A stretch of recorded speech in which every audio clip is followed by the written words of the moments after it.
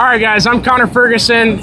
This is always race day. This is Infield Beers, and this is the second place finisher in the Knoxville Nationals, Rico Abreu. Real quick, presented tonight by the Weiser companies and Chris Weiser. Big shout out to him. He hopped on today. Yeah, sponsor of you, good friend of yours.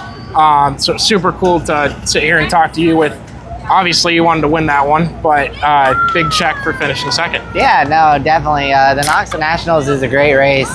Just the pace in the A-Main was quite fast this year, and us coming from second, just hats off to my team. They did an unbelievable job, and we worked on our car, just getting the right rear squeeze to punch that tire a little bit quicker. But I think if the race would have it stayed in lap traffic the first half, and I felt like I caught like the second to fourth place finishers where I could definitely make a move. But and then the second half of the race, we were just really strung out in the early stages, and got to second right there at the end.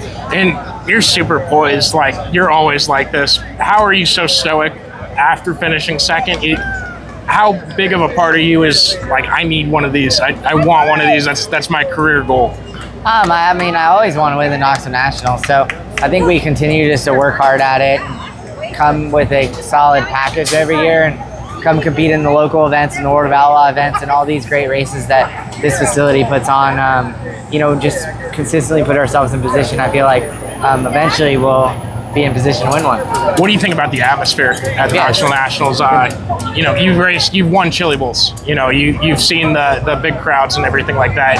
And here it feels like it takes it to another level. Yeah, the atmosphere is the best ever. That's why this is the #1 crown jewel race. I just think the intensity of the sport right now, the fans, and how tuned in they are from watching on Dirt and Flow to being here at the racetrack is incredible sight, incredible experience for any new fans. I know there's a lot of new fans here, which is really cool.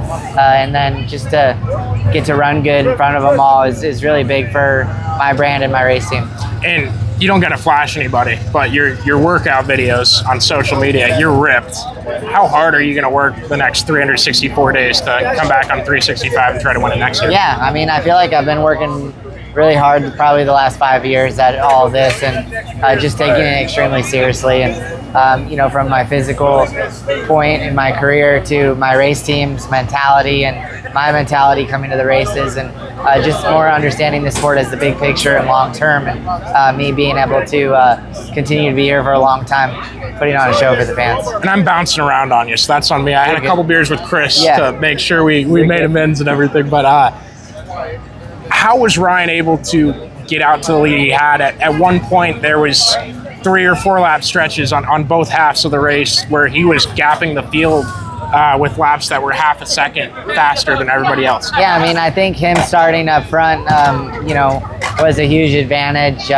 Just that track position and the way they set their car up is just extremely fast, how he can drive it to a point and be stuck the whole time and just make raw speed. It's really hard to do here, and he was just, kind of navigating that thing to a point where it just made every lap was getting faster and faster for him. So it was going to be definitely really quite tricky to beat him. What's up, buddy? How are you? Hi, Silas. Ricky Warner, what's he mean to you as a crew chief? He's, one of the best ever. Great friend of mine, father figure in my life over the last decade, and just a pleasure to get to race with him. Just in his success, I really want to get him a 410 Nationals here. So I just got him a 360 Nationals this year, and maybe we'll come back next year and double up again. And no matter, if you're on Rico Abreu Racing, or Abreu, I do that with your name so much. I'm so sorry every time.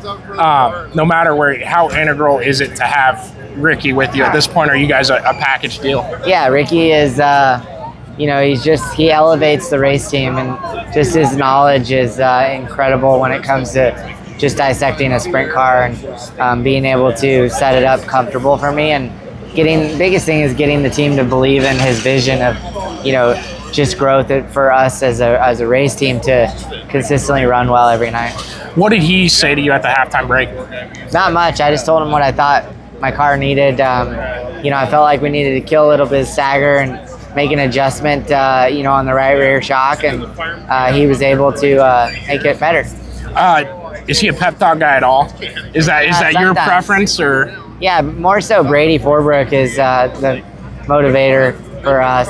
But Ricky just really focuses on getting the car good and our communication. The guys did really good tonight. It's easy to get frustrated on those red flags, and it's just you know, a lot can happen there in a short period of time. So they need to continue to focus on what they need to do at the break, and everybody needs to do their job, and that they did tonight. What Brady say to you? No, he just said my laps looked really good, and just continue what I was doing. And my car was each lap, my car kept getting faster and faster. So just have to allow that stuff to come to you and be really patient with it. Can confirm on that. Chris, you want to say anything? You want to say hi? Thanks. All right. I think you just passed Tasker Phillips for the most appearances on Infield Beers. So Yeah, I nice. want to congratulate you for that, or maybe say sorry. Yeah, but no, thank you're you for good. taking the time. Thanks. We'll see if next year is the year. I won't pick you again as long as this year went better than last year. So I think we'll keep that tradition Thanks. going, all right? Yep. This is Rico Abreu. I'm Connor Ferguson. Thanks for watching, guys.